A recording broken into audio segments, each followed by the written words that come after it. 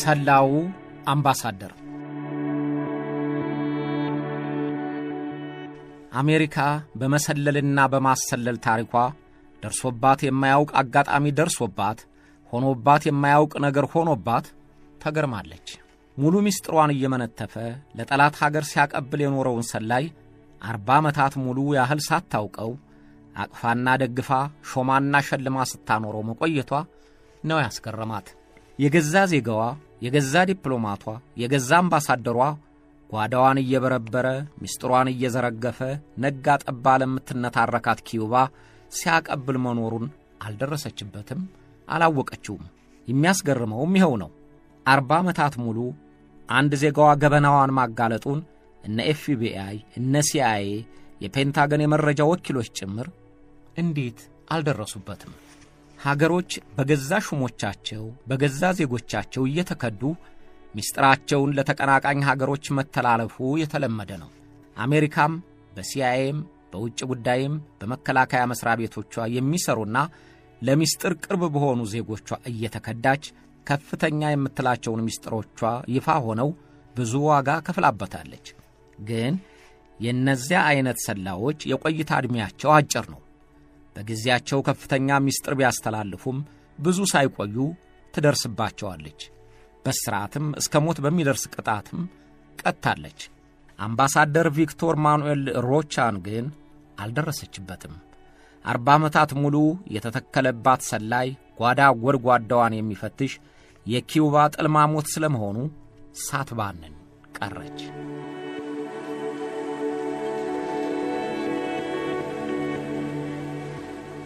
ቪክቶር ማኑኤል ሮቻ ባለፈው አርብ እጁ ተያዘ። በ73 ዓመቱ ለ40 ዓመታት ሙሉ የሀገርህን የአሜሪካን ሚስጥር ለኪዩባ አሳልፈህ ሰጥተሃል ተብሎ ታሰረ። በወጣትነቱ የተቀላቀለውን የአሜሪካ የውጭ ጉዳይ መስሪያ ቤት እስከ አምባሳደር ደረጃ ደርሶበት 25 ዓመታት አገልግሎ ጡረታ እስኪወጣ ማንም የጠረጠረው አልነበረም። በጥናትና በምርምር ተሰማርቶ በኪዩባ የአሜሪካን ጥቅም የሚከበርበትን ጥናት እንዲያቀርብ በመንግስት ሲመደብ ማንም የጠረጠረው አልነበረም። ምደባውና ሹመቱ ሁሉ በቅንነት የሚያገለግላትን ኪዩባን በሚጠቅምበት ደረጃ መሆኑ ለኪዩባ እልል በቅምጤ የሆነላትን ምክንያት አሜሪካ በጊዜው ሳትረዳው ቆየች። ቪክቶር ማኑኤል ሮቻ ለኪዩባ ታማኝ አገልጋይነቱን በተግባር አስመስክሯል። በገንዘብ ተደልሎ አልነበረም፣ በማስፈራሪያም በርግጎ አልነበረም። ስላመነበትና ስለፈለገው ብቻ ነበር ይላሉ በቅርብ እናውቀዋለን የሚሉ የአሜሪካ ዜጎች። የአሜሪካ የስለላ ተቋሞች አሁንም ምንም አይነት መረጃዎች አሳልፎ እንደሰጠ አላወቁም። በረቀቁ ዘመናዊ ቴክኖሎጂ አገር ምድሩን ሰማይ ጠፈሩን እንሰልለዋለን የሚሉት የአሜሪካ የመረጃ ተቋሞች እንዴት አልደረሱበትም? ማኑኤል ሮቻ ግን ጠንቃቃና የሚሰራውን እንዴት እንደሚሰራው የሚያውቅ በእነ FBI አይን ስር እንዴት ማለፍ እንዳለበት የሚረዳ መሆኑን አረጋግጧል።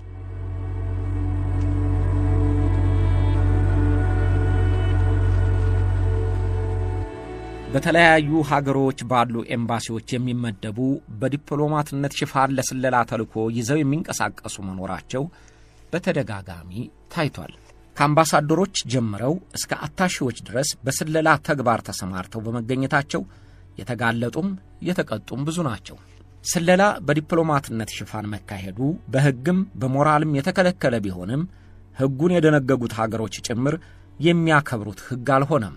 የበለጸጉ የሚባሉት እንደ አሜሪካና ሩሲያ ያሉ ሀገሮች ሲካሰሱና እርምጃ ሲወስዱ የሚታዩትና የሚሰሙት ዲፕሎማቶቻቸውን ሲሰልሉ ተገኝተዋል እየተባባሉ ነው። አንዳንድ ጊዜም 1-2 ዲፕሎማቶች ብቻ ሳይሆን በስለላ እየተጠረጠሩ በግፍ ይባረራሉ። በፕሬዝዳንት ኦባማ የሥልጣን ዘመን 35 የሩሲያ ዲፕሎማቶች በሰላይነት ተጠርጥረው ከአሜሪካ እንዲወጡ ሲደረግ ሩሲያም 35 የአሜሪካ ዲፕሎማቶች ታግሻችሁ ነው እንጂ ሰላይነታችሁንም አውቃለሁ እኮ ብላ ከሩሲያ እንዲወጡ አዛለች። ከ5 ዓመታት በፊት አሜሪካ 100 የሚሆኑ በዋሽንግተን ኤምባሲና በሲያትል ቆንስላ ጽሕፈት ቤት የተመደቡ የሩሲያን ዲፕሎማቶች ሲሰልሉ ደረስኩባቸው ብላ ነበር። ከነዚያም ውስጥ 60ዎቹን ከሀገር እንዲወጡ አዛለች።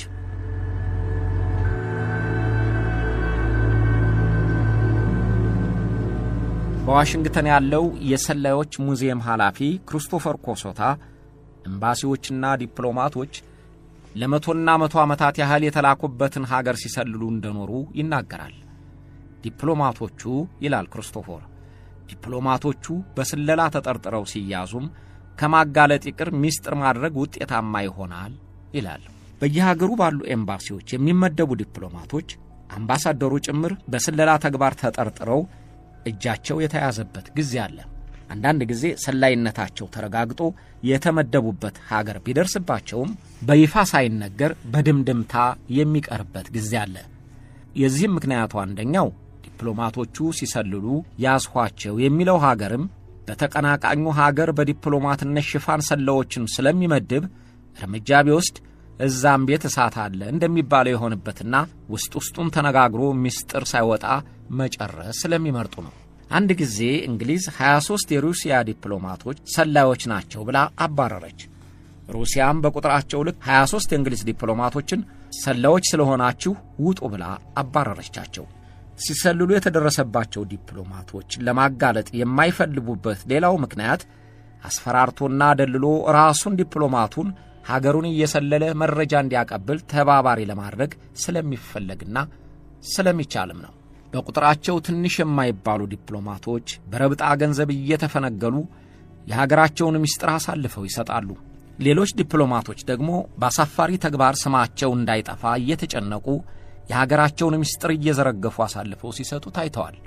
የቀድሞዋ ሶቪየት ኅብረት የስለላ ድርጅት KGB በዚህ አሰራር የተካነ ነበር። አንድ ጊዜ የፈረንሳዩ ከፍተኛ ዲፕሎማት የሚያስደስተውን ነገር አጠናና ቆንጆ ሴት እንድትተዋወቀው አደረገ። ያልጠረጠረው ዲፕሎማት በሴትየዋ መስተንግዶ ደስ ተሰኘና ወደ መኝታ ክፍል ይዟት ገባ። ያን ጊዜ ባሏ ነኝ የሚል ሰው ባረፉበት ሆቴል ደርሶ ቀውጢ ፈጠረ። ሌሎች አስታራቂ ሆኑና ባልየው እንዲረጋጋ ባበሉት። ለዲፕሎማቱም የሰው ሴት ሲያማግጥ የሚያሳየውን ፎቶ እያሳዩ ግን እንደማያጋልጡት ባልየውንም ዝም እንደሚያሰኙት ነግረው አረጋጉት። ለዚያው ለታቸው ክፍያ የሀገሩን የምስጢር ሰነዶች እየዘረገፈ እንዲሰጣቸው አዘዙት።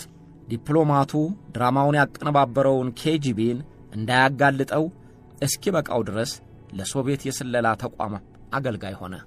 በእንደነዚህ አይነት የማሳሳቻ ወጥመድ እየወደቁ በዕድሜ ልክ ጭንቀት የሚዘፈቁ ለቅጣትም የሚዳረጉ ዲፕሎማቶች ታይተዋል።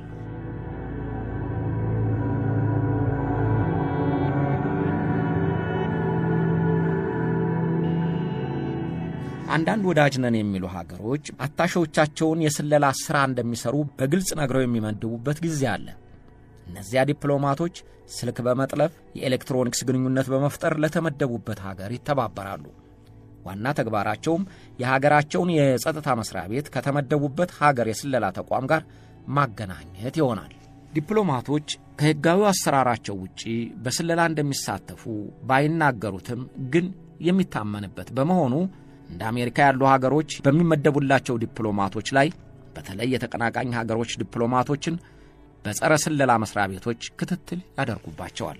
ዲፕሎማቶችን በስለላ መጠርጠር የቀድሞ ወይም የቀዝቃዛው ጦርነት ጊዜ ብቻ የነበረ አይደለም፣ አሁንም እንደቀጠለ ነው።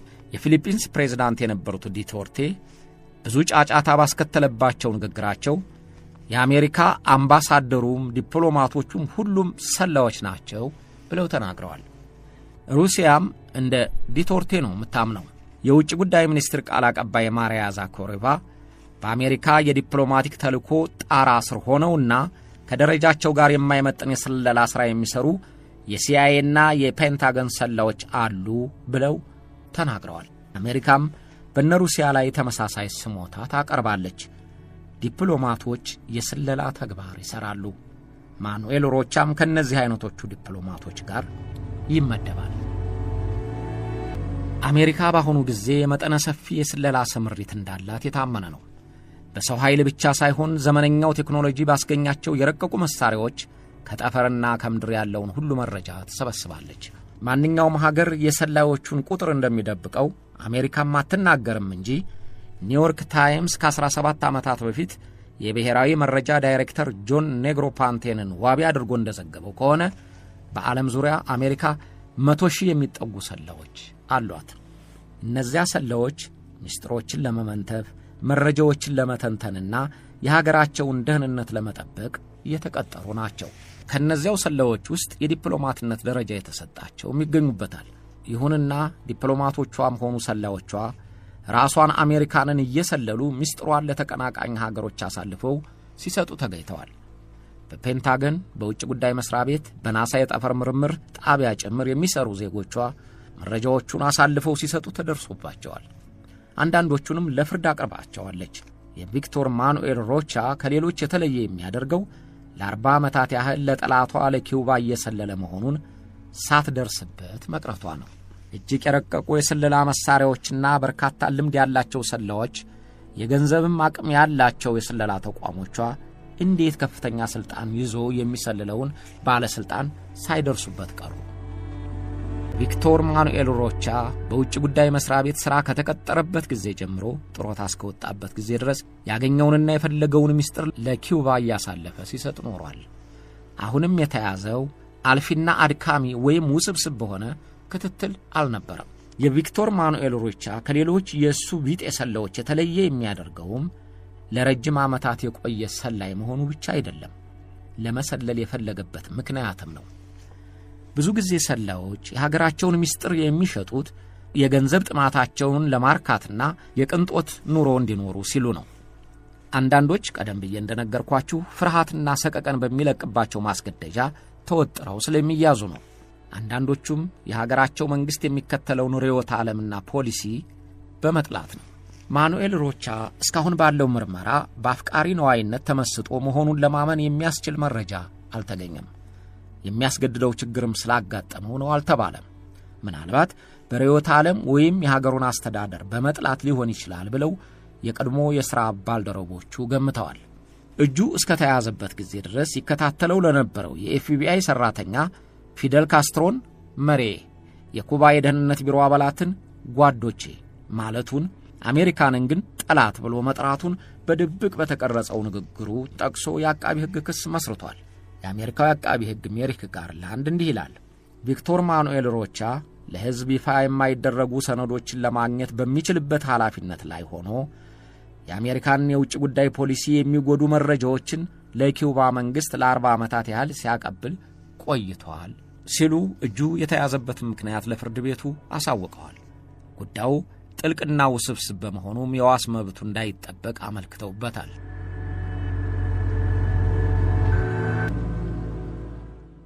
አማኑኤል ሮቻ በ1942 ዓመተ ምህረት የተወለደው ኮሎምቢያ ነው። አባቱ በልጅነቱ ስለሞተ በኮሎምቢያ የኑሮ ጫናውን ያልቻለችው እናቱ ይዛው ወደ አሜሪካ ተሰደደች። ሮቻም እድገቱ በኒውዮርክ ሆነ። በልጅነቱ ጎበዝና ፈጣን ነበር ይላሉ። በትምህርቱም የተደነቀው ጎበዝ ስለነበረ ባለሀብቶች ልጆቻቸውን በሚያስተምሩባቸው በየልና በሃርቫርድ በጆርጅ ዋሽንግተን የነጻ ትምህርት ዕድል አግኝቶ ተምሮ ለመመረቅ በቅቷል። ትምህርቱን ሲጨርስ በአሜሪካው የውጭ ጉዳይ መስሪያ ቤት ለመቀጠር ፍላጎቱ ስለነበረ በ1970ዎቹ መጀመሪያ ፈተናዎችን አልፎ ተቀጠረ። አንዳንድ አስተያየት ሰጪዎች ሮቻ ለኪውባ መሰለሉን ቀደም ብሎ የጀመረ መሆኑንና ወደ ውጭ ጉዳይ መስሪያ ቤቱ እንዲገባ የተፈለገው ለተልእኮ መሳካት ሲባል ነው ይላሉ። ግን እርግጠኛውን ለማወቅ የፍርድ ቤቱ ክርክርና የሮቻ ምርመራ ቃል ይፋ ስላልተደረገ ለጊዜው እርግጠኛ ሆኖ መናገር ያዳግታል። ዞሮ ዞሮ ሮቻ በአሜሪካ የውጭ ጉዳይ መስሪያ ቤት ተቀጥሮ በውጭ ሀገር ተልእኮዎች ክፍል ተመደበ። ከኤምባሲ ዋና ጸሐፊነት እስከ አምባሳደርነት ድረስ ባሉ ደረጃዎች በቦሊቪያ፣ በሆንዱራስ፣ በአርጀንቲና፣ በሜክሲኮ፣ በዶሚኒካን፣ በኢጣሊያ በዲፕሎማትነት ተመድቦ ሰርቷል። በላቲን አሜሪካ ኤክስፐርትነት፣ በብሔራዊ የጸጥታው ምክር ቤት ሰራተኝነት፣ በኪውባ የአሜሪካን ጥቅም የሚከታተለው ቡድን ኃላፊም ሆኖ አገልግሏል። የተመደበባቸው የላቲን አሜሪካ ሀገሮችም ሆነ የብሔራዊ ጸጥታ ምክር ቤት ሥራው ለኪውባ አስፈላጊዎቿና ጥቅሟን ልታስከብርባቸው የምትችልባቸው ሀገሮች ናቸው። ስለዚህ ከሮቻ የምታገኘው ምስጢር ከፍተኛ ጠቀሜታ ነበረው። ሮቻም ለኪውባ የወርቅ እንቁላል እንደምትጥል ዶሮ የሚትጠነቀቅለትና ዕድሜው እንዲረዝም ሌት ተቀን የምትጸልይለት ሰለዋ ለመሆን ቻለ።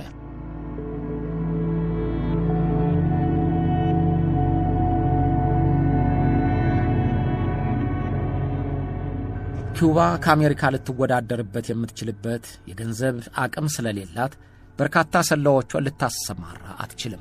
ግን ጥቂቶቹን ቁልፍ በሆነ ቦታ እያሰረገች የአሜሪካን ሚስጥርን መመንተፍ ታውቅበታለች።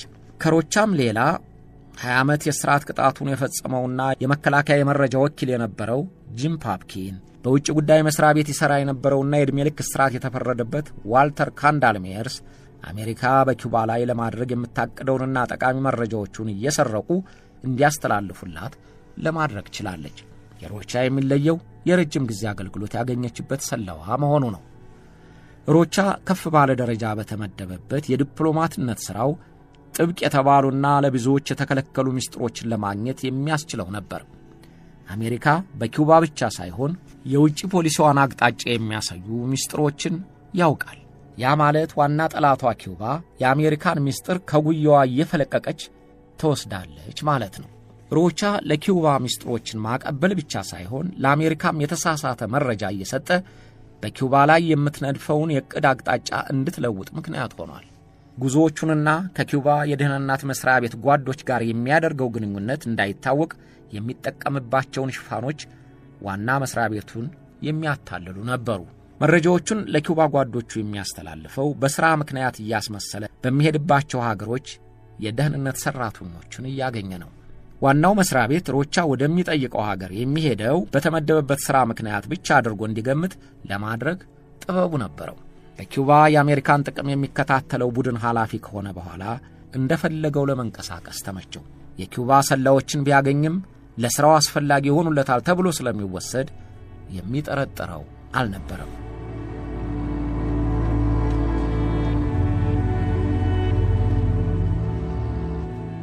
በቦሊቪያ የአሜሪካ አምባሳደር ሆኖ በሚሰራበት ወቅት የራሱ በሆነ ዘዴ ኪዩባ የምትፈልገውን መሪ ለማስመረጥ መቻሉ ይነገርለታል።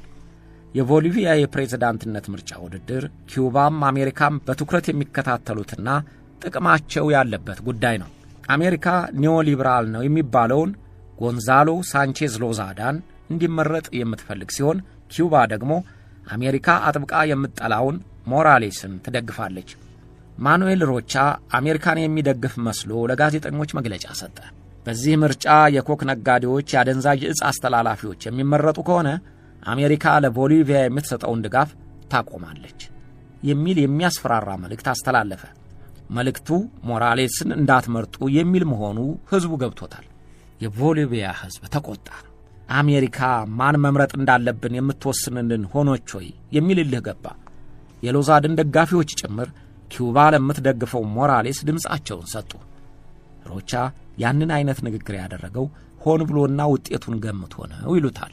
አምባሳደር ማኑኤል ሮቻ ለኪዩባ የአሜሪካን ምስጢር ለማቀበል የፈለገው ለገንዘብ ብሎ እንዳልሆነ እናውቃለን የሚሉ አብረውት የሰሩት ተናግረዋል። ለርዕዮተ ዓለሙና ለፊደል ካስትሮ ያለው ውዴታ መሆኑን ገምተዋል። የሲአይኤ ቀድሞ መረጃ ተንታኝና በአሜሪካ ዩኒቨርሲቲ የላቲን አሜሪካ ጉዳዮች ተንታኝ ፋልተን አርምስትሮንግ ቀድሞውንም ከኪዩባ የደህንነት ቢሮ ጋር ለመስራት ራሱ ሮቻ አመልክቶ እንጂ እነሱ ፈልገውት ነው ብሎ እንደማያምን ተናግሯል። ጡረታ የወጣው የኤፍቢአይ ሰራተኛ ፔቲ ላፕም እንዲህ ይላል። የኪዩባ የመረጃ አገልግሎት ሰራተኞች በሚሰሩት ሥራ የሚደነቁ ናቸው። ገንዘብ የላቸውም።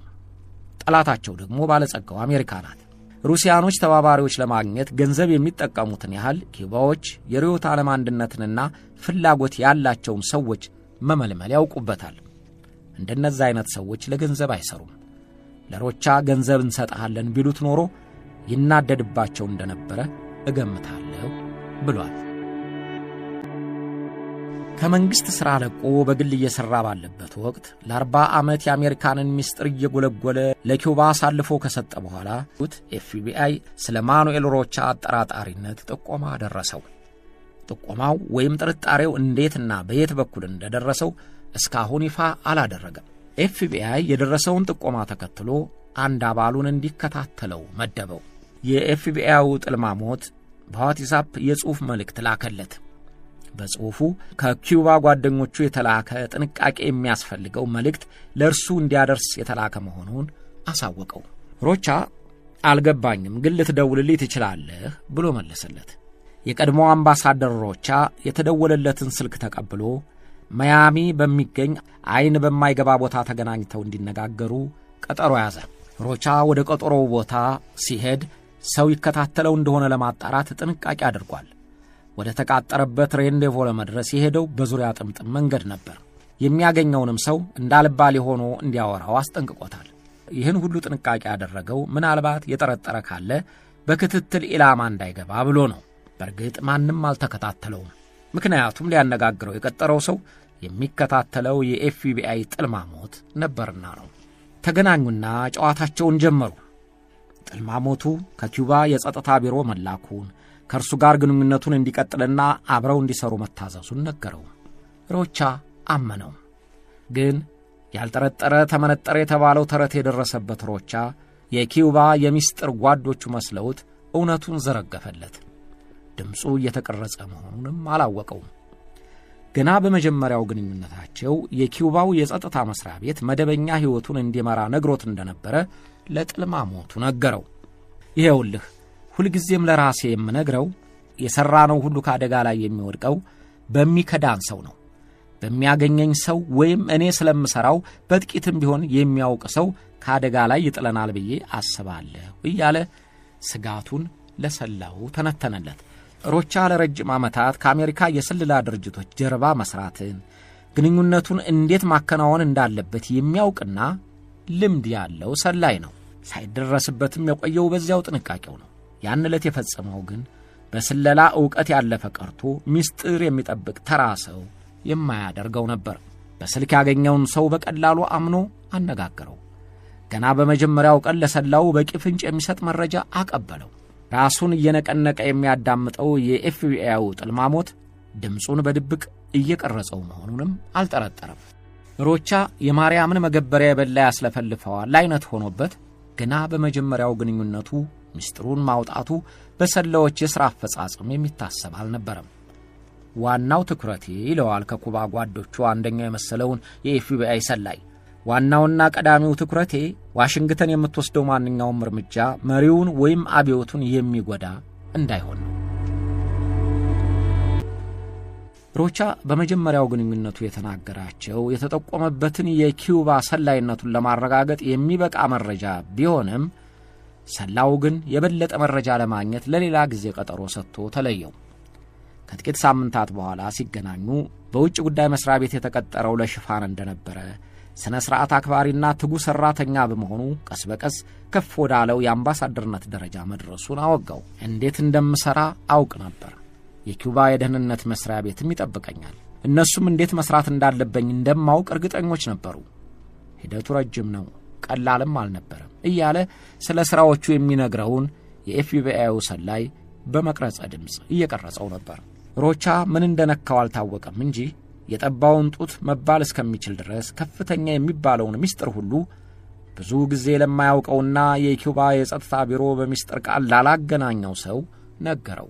ለዓመታት ለኪዩባ መንግሥት መስራቱን፣ መረጃዎቹ የኪዩባን አብዮት እንዲጠናከር መርዳታቸውን፣ ጠላት ብሎ የገለጸው የአሜሪካ መንግሥት በኪዩባ ላይ እንዲለሳለስና የአሁኑን የግንኙነት አቋም እንዲይዝ እንዳስገደደው አወጋው። ሰላው ቀስ ብሎ ጠየቀው። የኪዩባ ደህንነት መስሪያ ቤት አንድ ነገር ማረጋገጥ ይፈልጋል። አሁንም ጓዳችን ሆነ ትቀጥላለህ ወይ ይለዋል። ሮቻ ተናደደ። አታናደኝ፣ ይህ ወንድነቴን እንደመጠራጠር ነው።